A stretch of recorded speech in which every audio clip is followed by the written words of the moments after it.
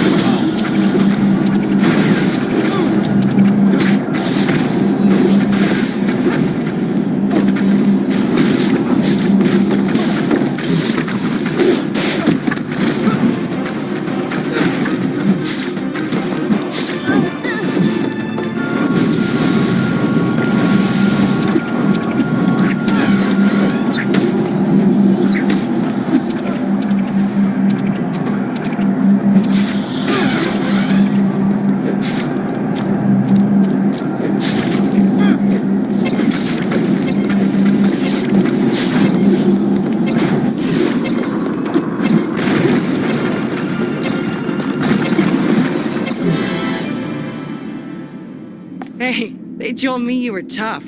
I guess they were mistaken.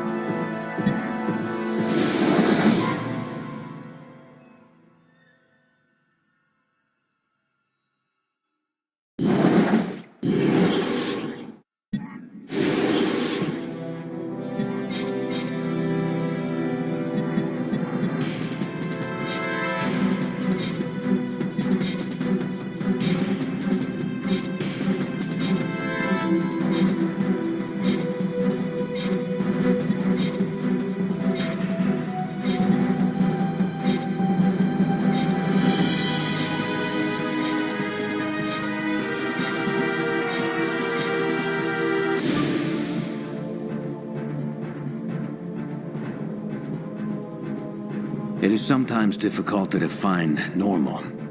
It was a normal day where normal people went about their normal business. Or was it? I don't think so. Normal things didn't fall from the sky. Just ask Icarus or the people of Dresden. That's because this wasn't a normal day. Nor would it be a day that these normal people would ever forget.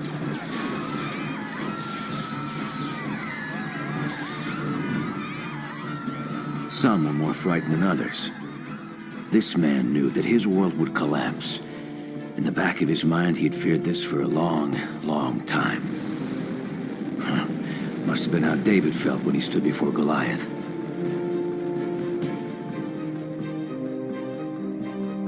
Or how anyone feels when the Grim Reaper turns up at your door, knowing your name.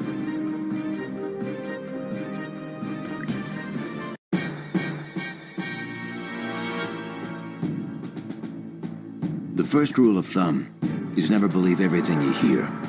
Question it all. In fact, if someone tells you something, don't question what they're saying. Question why they're saying it. The bottom line is no one shares anything unless they want something.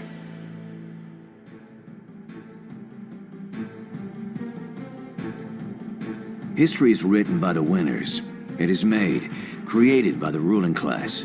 Money talks, and people listen. Democracy can only work if the masses actually pay attention to what goes on. Ask them in Germany in the 40s. Ignorance kills. Anyone can be force-fed a line of crap as long as it's candy-coated with sugar. For some people, their 15 minutes of fame have turned into 15 years of lies. A constant barrage of verbal pyrotechnics, in which the words themselves are as vacuous as the people who speak them.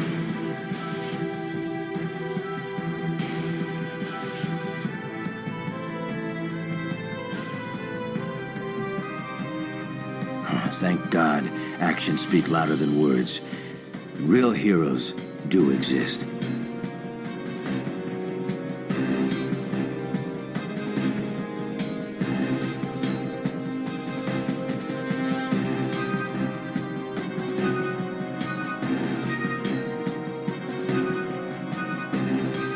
But with every hero, there is a counterpart. The alter ego. The living, crooked id. When you look into a mirror, what do you see? Is the mirror looking back? Or are you gazing at yourself? Who's really in control? Who looked first? For without a negative, there can be no positive. It is the rule of the universe. Some rules are made to be broken, whereas others, the whole existence of the universe depends on them.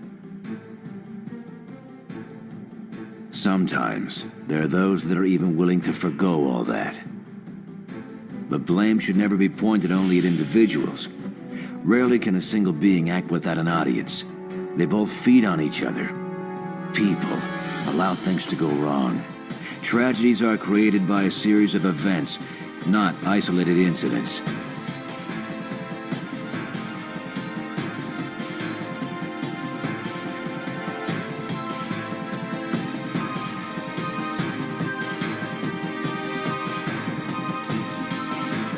The Titanic didn't sink because it struck an iceberg. It sank because it was made.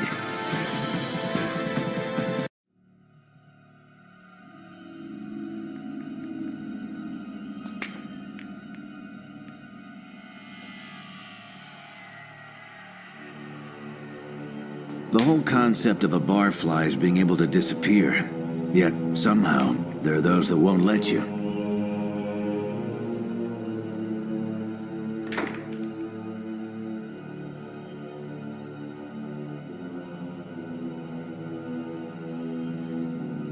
By nature, people are social animals, some more social than others. Of course, there are those that don't go for the social thing at all. They prefer to break up harmony wherever they can. To them, being social is breaking a few heads. These people never learn. For when you look for trouble, all you find is trouble.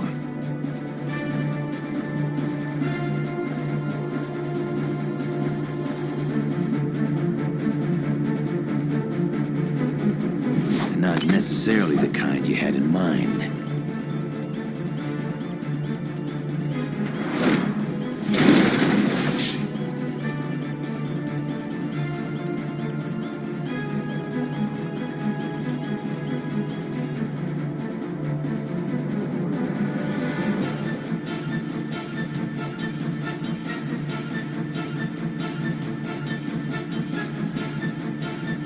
The shame of it all is there is injustice everywhere. Most people are dumber than they look. Reason is what they call a breakfast cereal. It has no place in the lives of most. And then we question why we have attention deficit disorder, learning problems, and a high divorce rate in this country. When will people ever learn? Probably only when it's too late.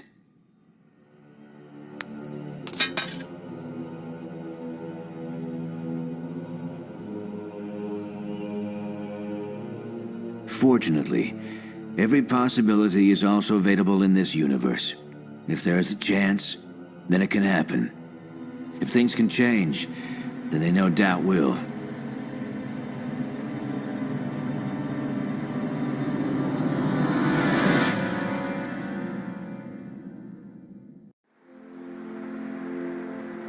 There are places in America that get a bum rap, some justifiably so.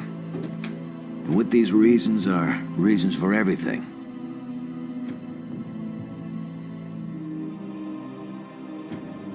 There is a reason why pretty girls sell toothpaste. Who's looking at the teeth? How many times have you seen an ad that you pinned to your wall, looked at every day for a week, and yet 2 months later haven't a clue what it was selling? Ask anyone, and they all have the same story.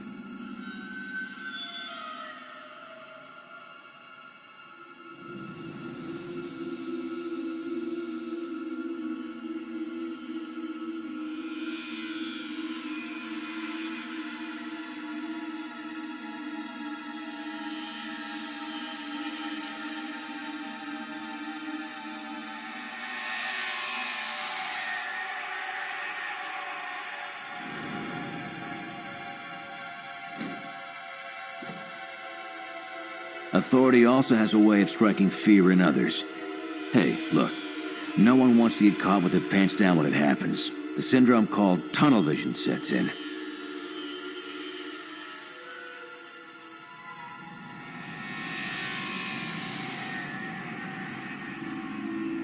It also adds to the fact that people generally fear what they don't understand. And that, in return, goes back to my previous comment about normal people. Normal people fear things that are not normal. You want to call it abnormal? You want to call it different? Well, depends on which side of the fence you're sitting on, I guess.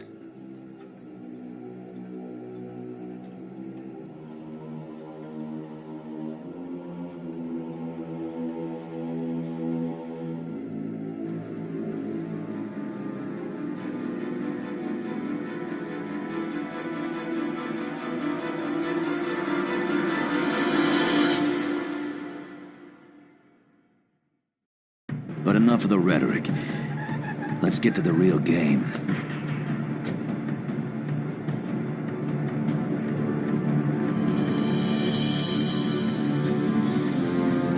He waited hours for this moment to occur. Everyone was on high alert. You could smell the tension in the air. He was a sitting duck out there, and he knew it. I've been in that situation before many times. It's not fun. As long as no one panics, the deal should be straightforward. First off, the buyer has to like the package.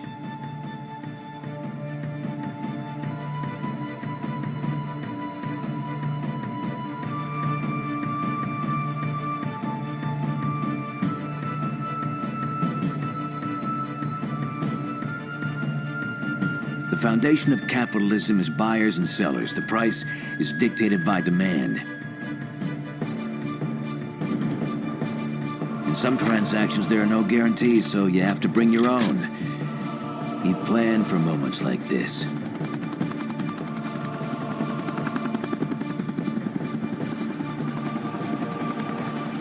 But he didn't plan for everything. Who could? No one expects blinding hot death to rain down on you from above.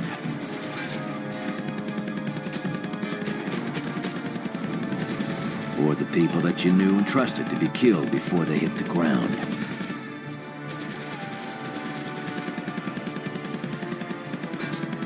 Yeah, there was no point running. He grieved silently for his comrades as he took the pain. His heart stung more than his flesh. The anger built up inside. The rage filled his blood and his mind. His cover was blown, but it didn't matter. He had no life anymore.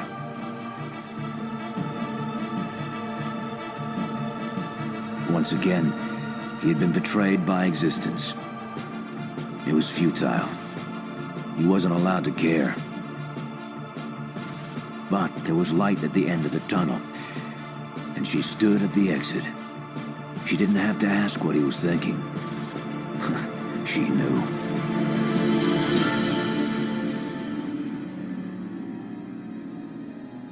He'd always been waiting for someone like her. He'd given up hope that she ever existed.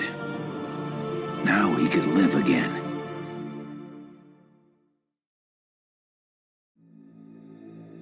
Not every haven is as it is imagined. Some are just plain creepy. No one likes an upstart that bosses people around. It's difficult to look at Cyclops and not laugh. He's too emotionally charged, too much the control freak, and takes himself way too seriously. Plus, the way he stands makes it look like he's got a stick up his backside.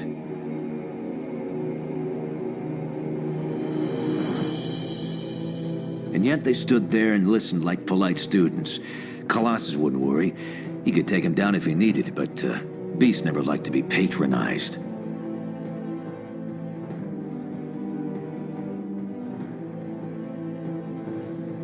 Sarcasm would only go so far. All in all, it was a good team, and they knew it. There was an understanding between them that felt right. It was like a separated family reuniting after many years of being apart. Nothing needed to be explained. No introductions needed to be done. The only thing on their minds now was, what was this place? And who put them together?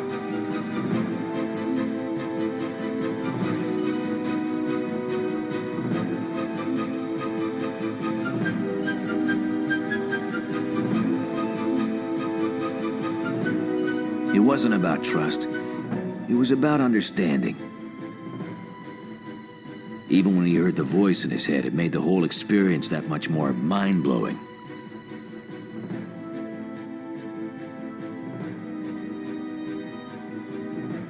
It was gentle, almost calming. Just the sort of tone that the Pied Piper would have played for his rats.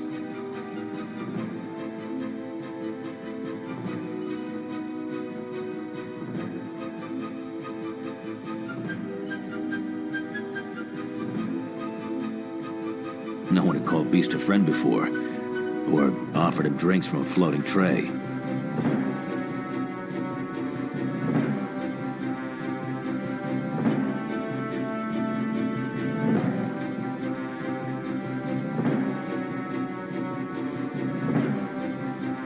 He didn't look like much.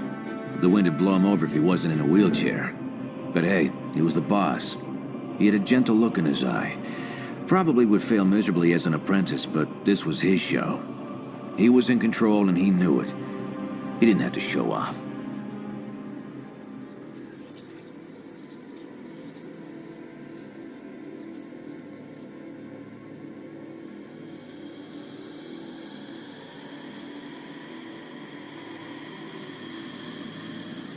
Storm couldn't take much more of this.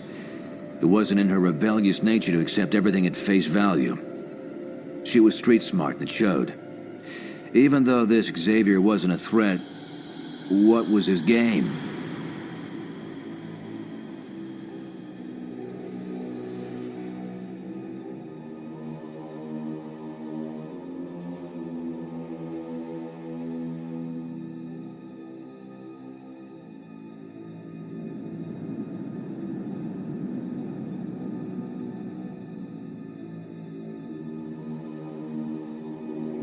Xavier was never one to hide anything. He felt that honesty was the most important thing we had. He especially had to be honest with his team. What he was asking of them could possibly turn into the greatest sacrifice any one of these mutants had ever dreamed. He had to show them that they were all equal in his eyes. He respected them and their so-called abnormalities. To him, that is what made them special.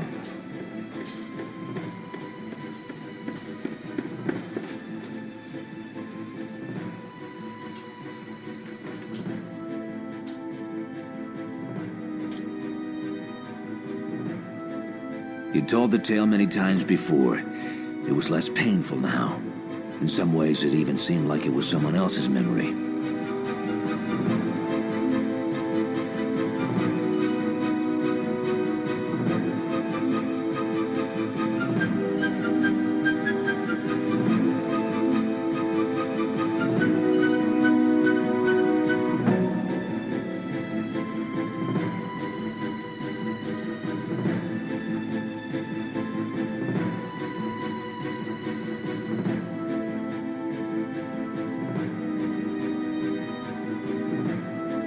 Look, no one likes the truth.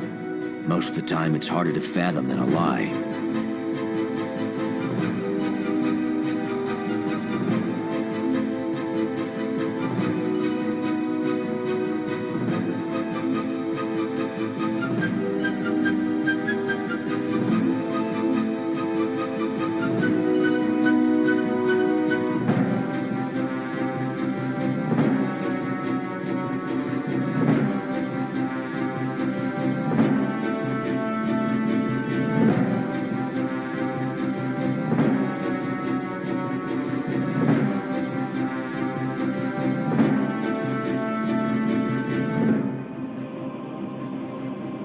All of them could relate to being a scared child hiding in the corner of a bus. It was something that none of them would ever admit. But they'd been there.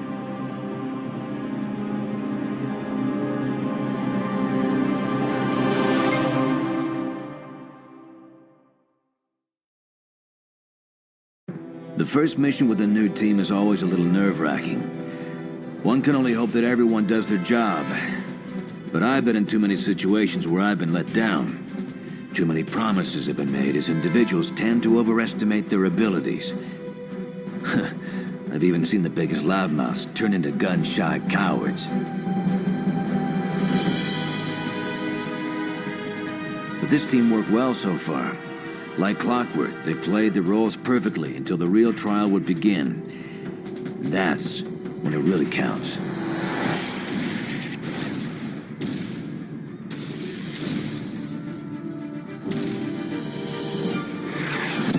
The bigger the enemy, the bigger they fall. That's what I've always believed. Size doesn't matter.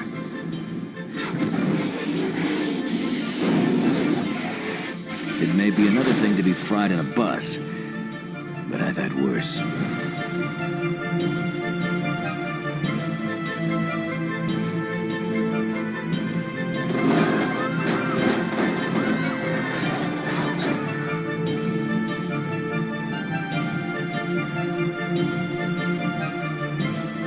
But as in any group dynamic, everyone has to have a say.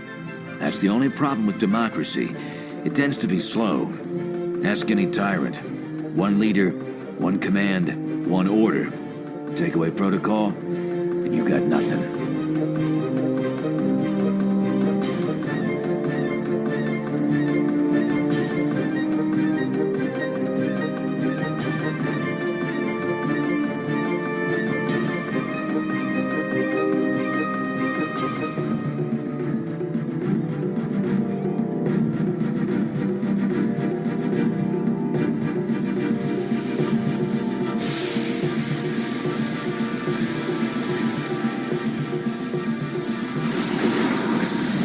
Storm just had to believe in herself.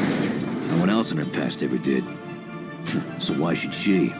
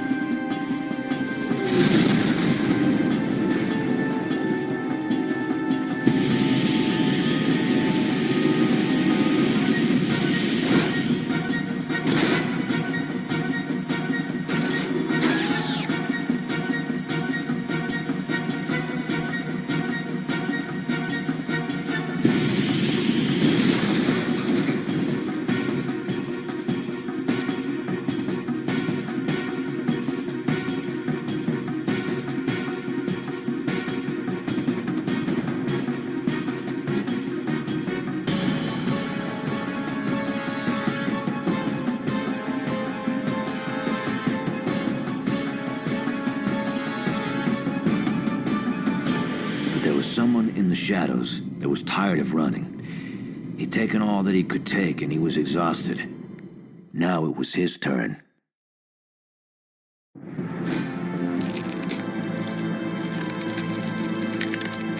Bobby Drake was more than just a frightened 15-year-old kid. He had a natural gift that he wouldn't accept. Until now.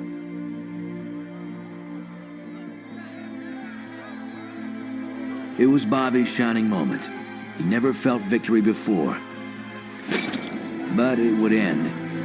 He was reminded of the harsh reality. He was not normal. None of the X-Men were. The masses would never understand.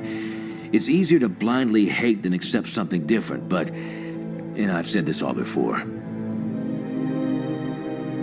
There was nothing they could do. Hey, that was life. The rules have been written ages ago. Meanwhile, there was someone that understood human nature better than humans could themselves. The best way to analyze something is to become an objective outsider.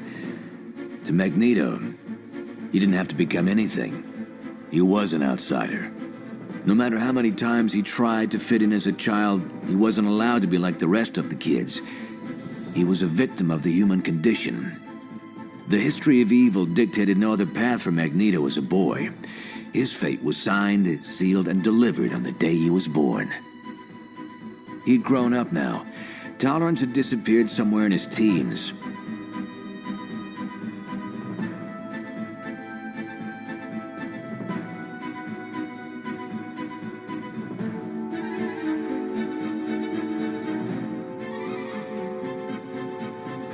Now Magneto didn't even bother to go through the motions.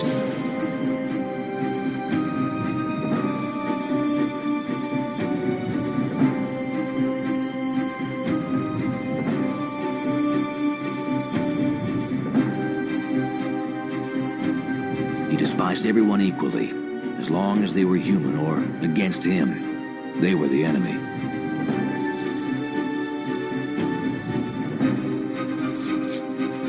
That's the way Magneto liked it.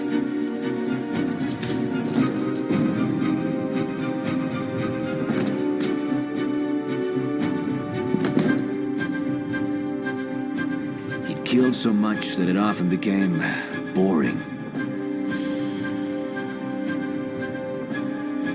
That was something that I also understood. In a way, Magneto and I were kind of alike. I hate to admit that, but it was true. In fact, you're probably wondering who I am.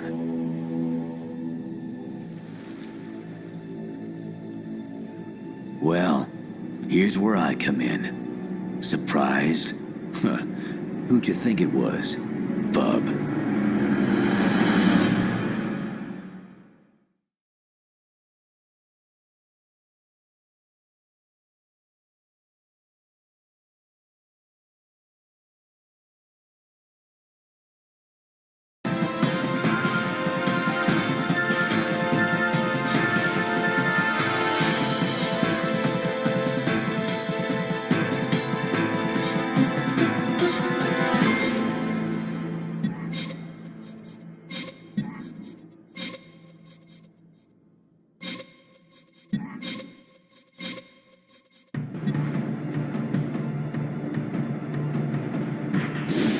Life is never so cut and dry.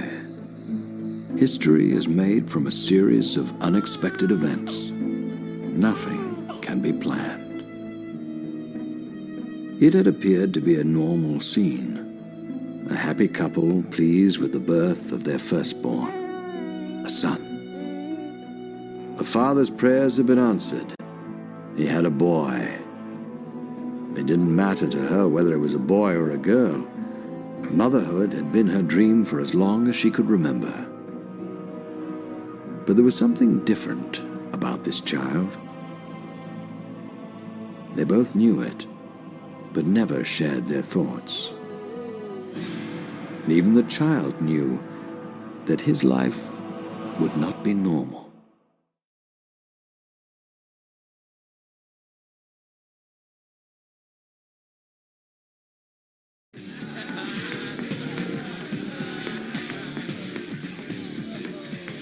Reed Richards had always been the victim.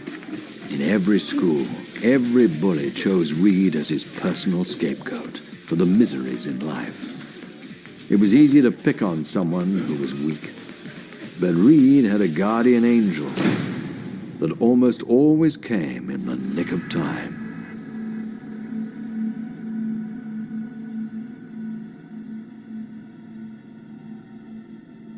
Ben Grimm didn't like bullies. A truly strong individual didn't have to squash little guys to get ahead. A truly strong individual only squashed those who took advantage of others.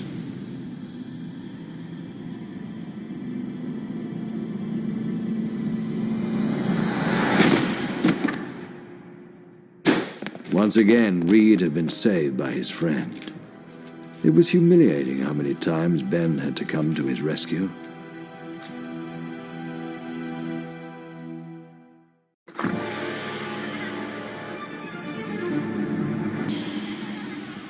Worse was always going home.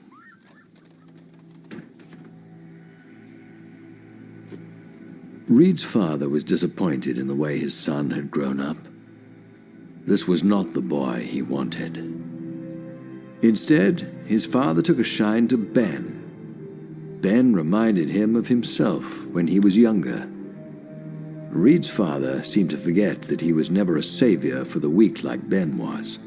If anything, Reed's father would have been the first to dunk Reed's head in the toilet.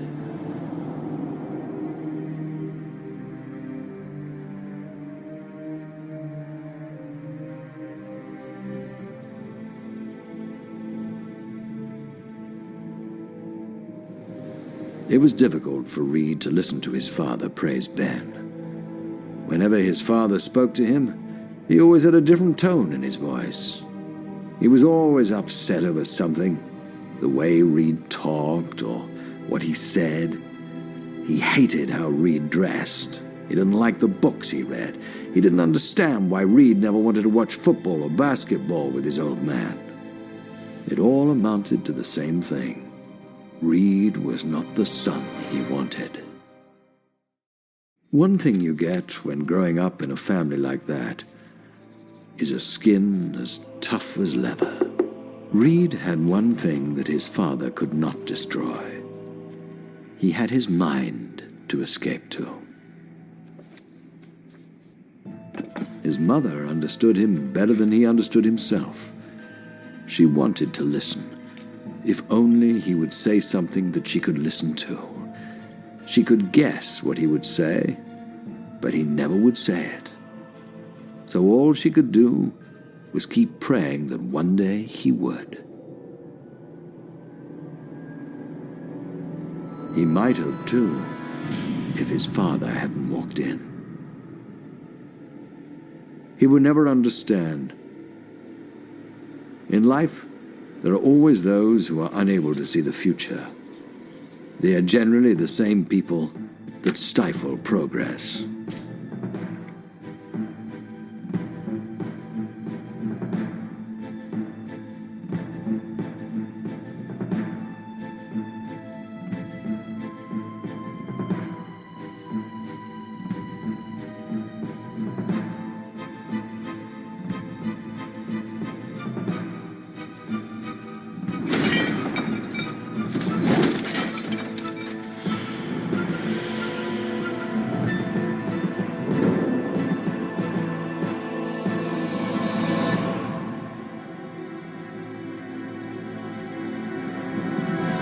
Nothing to say.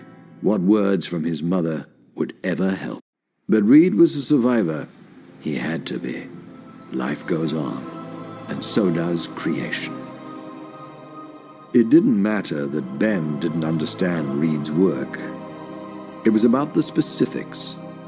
It was about respect. Ben respected everything about Reed. He was the first to call him a genius.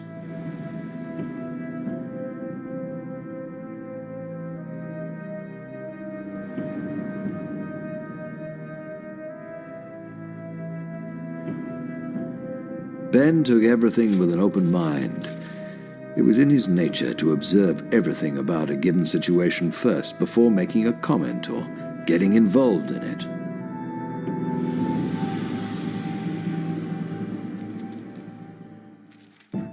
Sometimes, not knowing is better. No matter how hard Reed tried to keep it simple, it still didn't make any sense. Even a football field analogy would be futile. Was there a better way to explain it? Who knows? This wasn't everyday stuff. It would be easier to explain why women chose the men they fall in love with. Why had his mother chosen his father? He would never know. Anyway, with this stuff, even Reed was grasping at straws. Sometimes it made perfect sense to him, and other times it was as if someone else had done it. But Reed was willing to give it his best shot, explaining what he could to his friend. Reed went on and on. Poor Ben could only stand there and watch Reed's mouth open and close. It reminded him of the moments during a football game when his coach ranted and raved on the sidelines.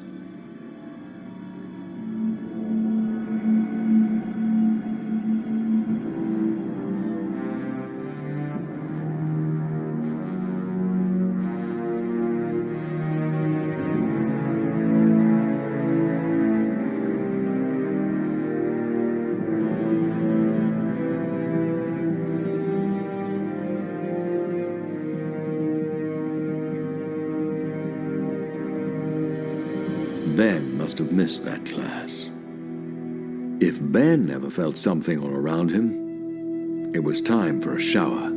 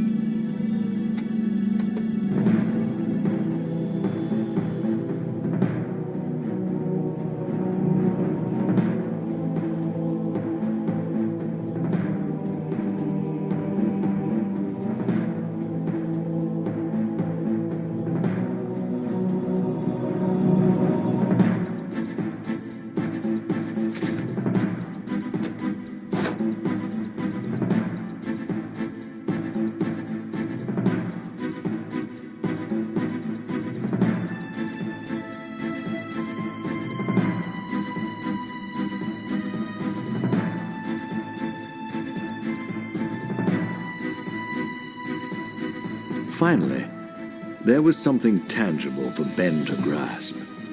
Candy bars and things he'd seen in the movies. Yet every film that Ben ever saw featuring this type of crazy science always ended badly. Even Reed knew that. He had to remind himself that the rules in which movies are written do not control life. Life was generally mundane. Though there are those who would always argue that life was always stranger than fiction. Otherwise, it would be boring. How would we feel if an alien toy manifested itself on your doorstep? Would it make any sense? Ben knew there was more to this. There had to be. He knew Reed too well. Reed fancied himself a maverick. He wanted to be a champion in his own right, and this was a way in which he could do it. He also knew that this was Reed's game. If he wanted to play it like this, so be it. As usual, timing was everything at the Richards household.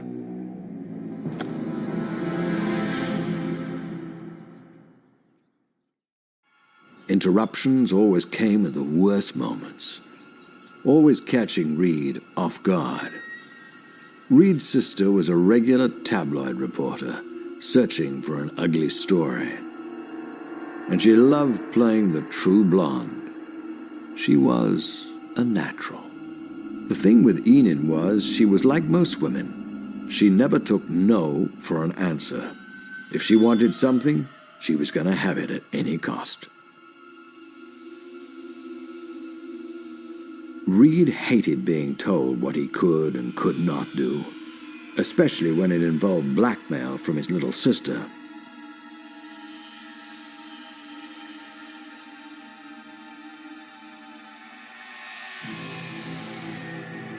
Some people are cut out for certain things, and others are not. Everyone has their specialty. Understanding quantum mechanics was not a highlight in Ben's life, nor was memorizing offensive plays and the importance of a linebacker on Reed's must-do list. But that's why they were great friends. They didn't need to see eye to eye. They learned from each other.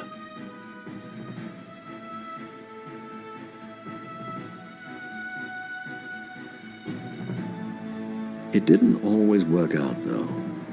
But at least they often tried. That was far more than Reed's father ever gave him.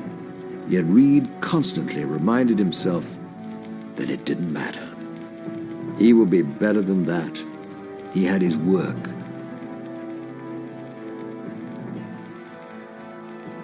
It was difficult for Reed to sleep at night. His mind was always buzzing with numbers and experiments.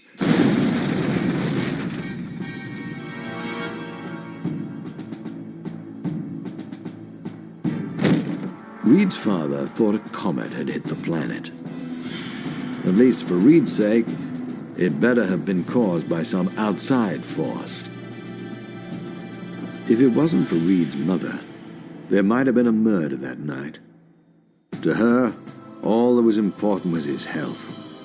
He will always be her baby, no matter what age. To his father, the important thing was getting to the bottom of this madness. The kid was obviously born on a bad day. When push came to shove, he couldn't have actually been his. He never would have spawned such a mess.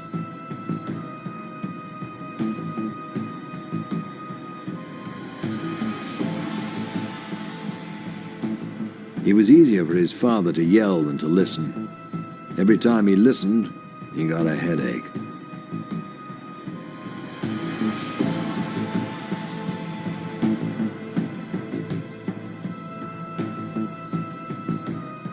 But as I said before, his mother wanted to listen. Reed just never spoke to her.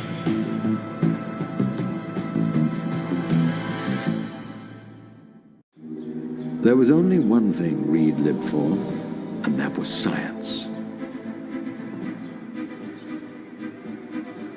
Here Reed was a god among men.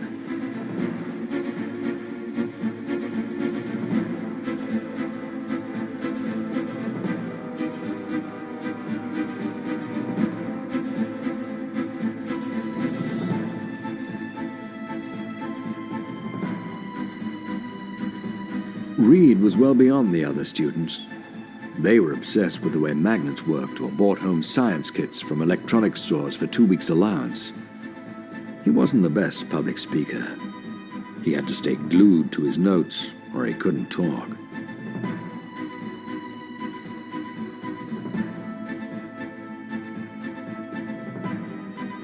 As Reed gave his presentation, someone else watched from the crowd. Their interest was more than just a curious teacher or an awe-inspired parent, for every word Reed said made their heart pump faster. This kid was pure genius.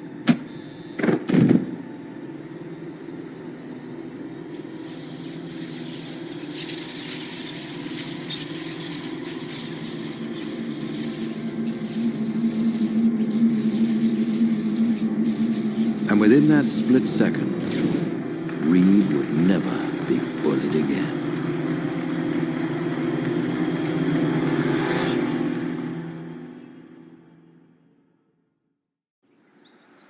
Reed's father hated salesmen. He mistrusted anyone who came to your house, especially if they came praising your misguided son. There had to be a catch. There was always a catch. Nothing was ever for free in this world.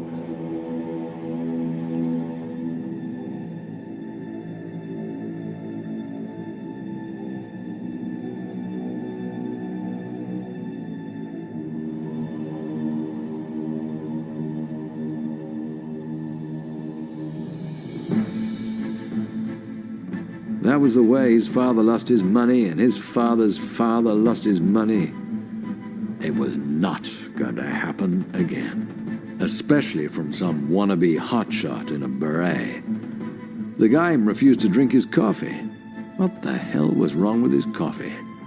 How come his coffee isn't good enough for him, but his son is? Go figure.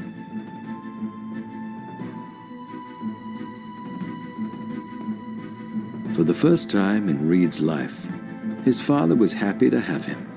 He always knew his boy wasn't a chump. At least, that's what he'll tell the neighbors and the guys at work. Reed marveled at the building. He and Ben had gone past it many times before, but like most people, they never actually looked at it. That was the purpose of this place.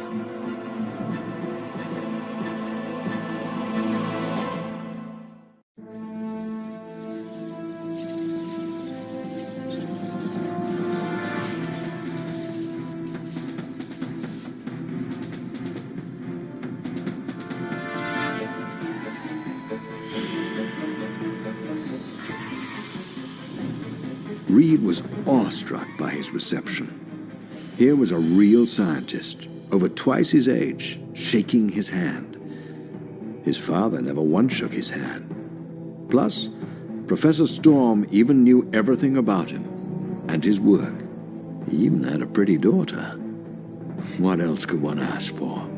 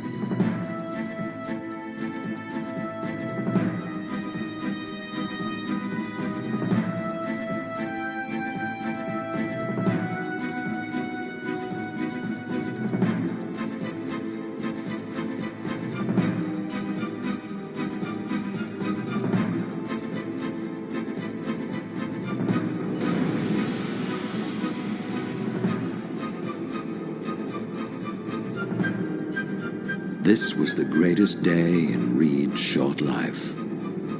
He didn't know that it was all slowly going to come crashing down around him.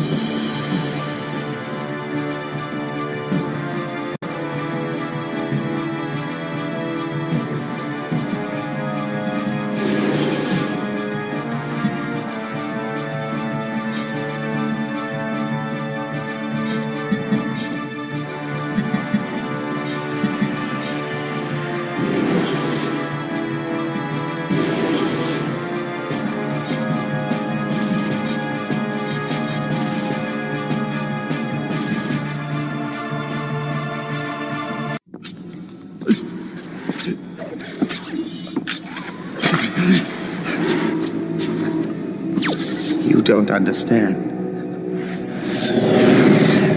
When they landed on our planet, we thought they were refugees.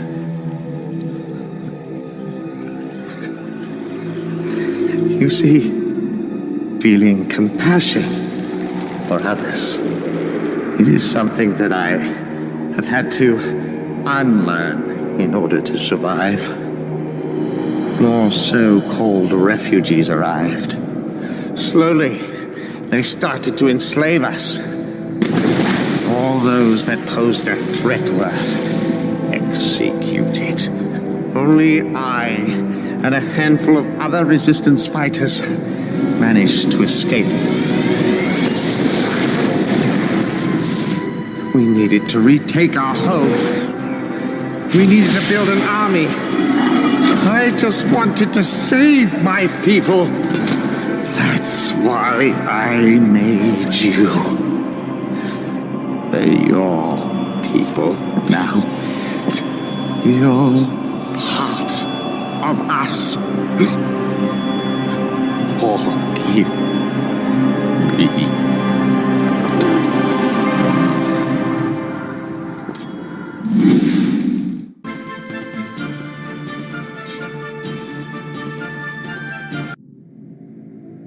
There are rules in the universe that declare that nothing can be created nor destroyed. Yet there are no rules in the universe to say that nothing can be created to destroy.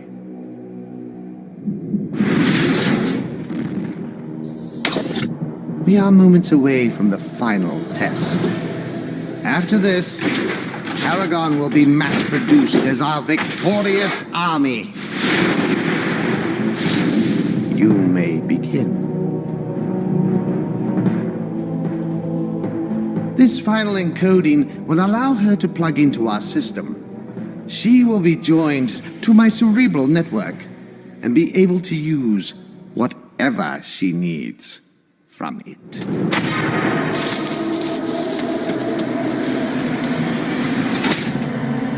Present yourself.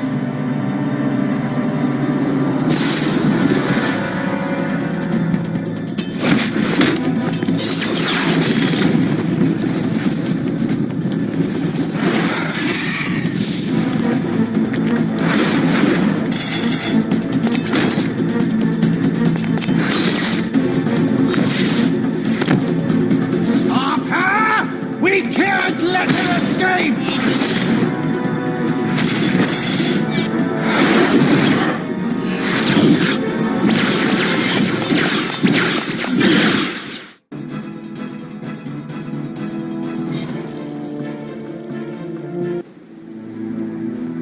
Dr. Keith Killam was destined to solve the greatest riddle of the 21st century. How to find an antidote to the world's most lethal virus. He was close to creating a super antigen. A terrorist attack caused the containment procedures to be rendered useless. I injected myself with all of the synthetic antigens I had developed. My body's chemical composition was altered. The antigens were breaking down all bonds in my cells. Local scientists were very interested by my condition. Using nanites, they created a micro-robotic shell for my extremities, and they salvaged what they could of my organs. I have to live to find a cure.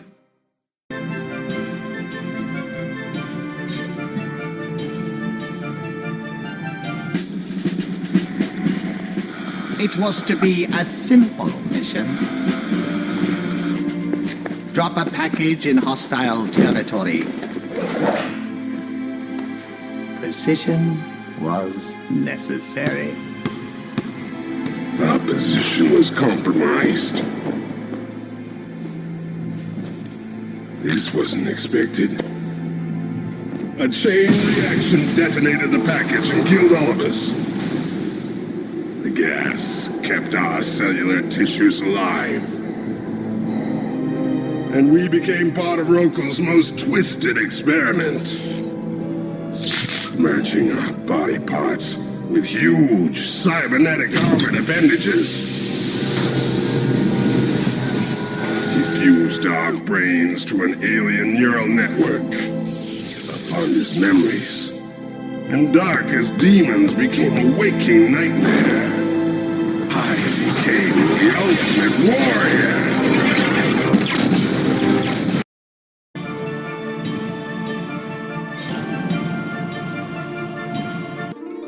Her biological father was a Yakuza boss.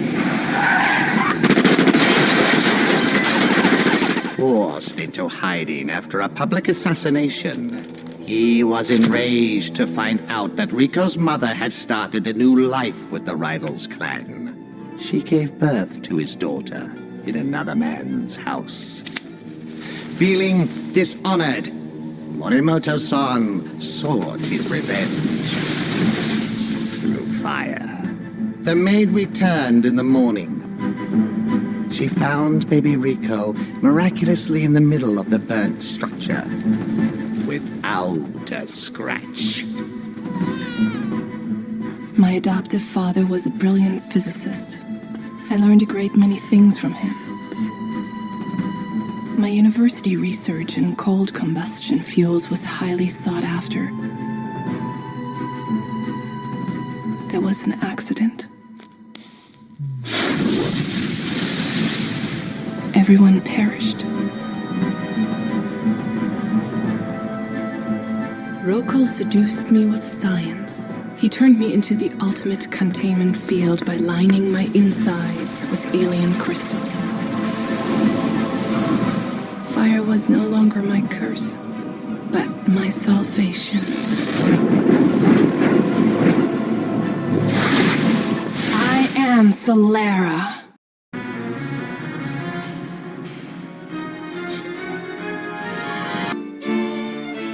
Young Maria Petrov trained very hard to be the prima ballerina in a Bolshoi ballet. She was taught total control, perfection in every move. As the pride of Russia, she began a tour of the world from Los Angeles. I had my own plans of greatness for her talents.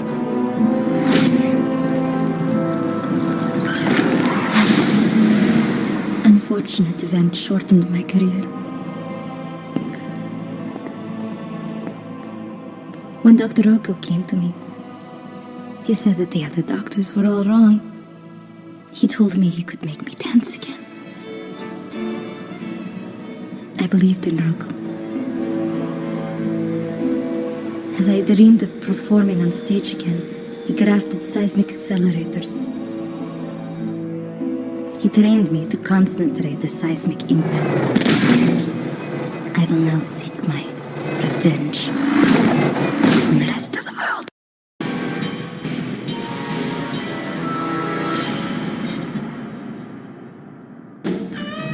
Johnny Ostrom and Trouble ran in the same circles.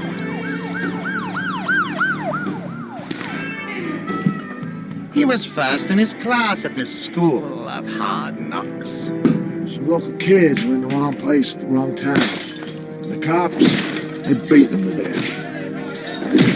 So they nailed me to the wall for their skull-bashing antics.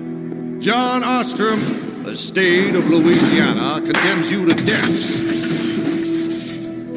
On the third try, lightning struck the jail and blew out the transformer. He's still alive. It was Rokal who saw the benefits of my electric personality. He put a dupe in my place. And I was free. He used me as a capacitor. I was covered with terminals like a huge Tesla coil. I could pull electricity out of the air. And I became Johnny Ohm!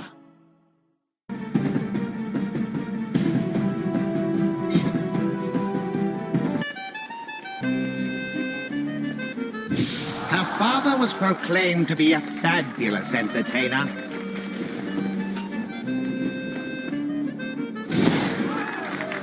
He was really more of a drunk and a gambler than a magician. Fearing for my safety, on the night which she planned our escape, my mother passed along to me the secret of her magic. I was too afraid to go with her. I regret not taking that chance. Dad was cursed with bad luck and was quickly getting in over his head. One night, they came to collect.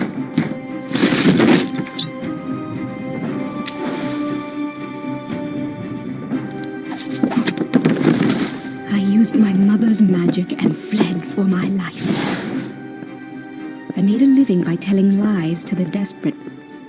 And that's how Dr. Van Rokel found me.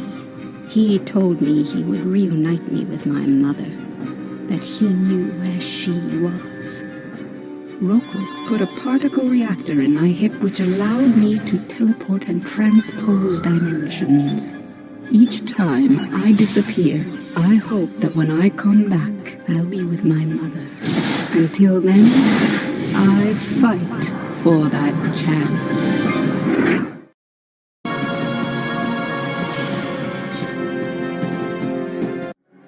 This is a News 12 special report.